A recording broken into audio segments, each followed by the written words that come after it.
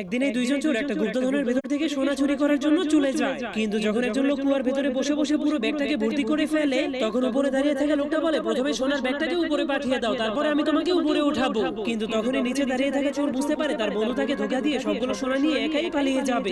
এজন্য বুঝতে সে চালাকি পেরেছে। করে নিজেও সোনার ব্যাগের মধ্যে ঢুকে যায়। এরপর তার বন্ধুকে বলে, ওকে ঠিক আছে, আমি পরে উঠবো, তুমি আগে সোনার বস্তাটাকে উপরে উঠাও। তখন তার বন্ধু কিছু না বুঝেই তাকে সহ সেই বস্তাটাকে উপরে উঠিয়ে নেয়। এরপর সোনার বস্তাটাকে নিজের ঘাড়ে উঠিয়ে চোরটা তো তার আসলে বন্ধুকে বুঝতে সেখানে পেরেছে ফেলেই পালাতে শুরু করে দেয়, কারণ সে একদমই চোরের জানতো মাথার না যে তার বুদ্ধি। বন্ধু সেই বস্তার মধ্যেই লুকিয়ে আছে। কিন্তু তখনই হঠাৎ করে সে বস্তার ভেতর থেকে বের হয়ে তার ধোঁকাবাজ বন্ধুর উপর অনেক রেগে যায়। এরপর তাকে বলে, ওকে ঠিক আছে, এখন আমরা ঘুমিয়ে নেই, সকাল হলে বাড়িতে গিয়ে আমরা সোনাগুলোকে ভাগ করে নিব।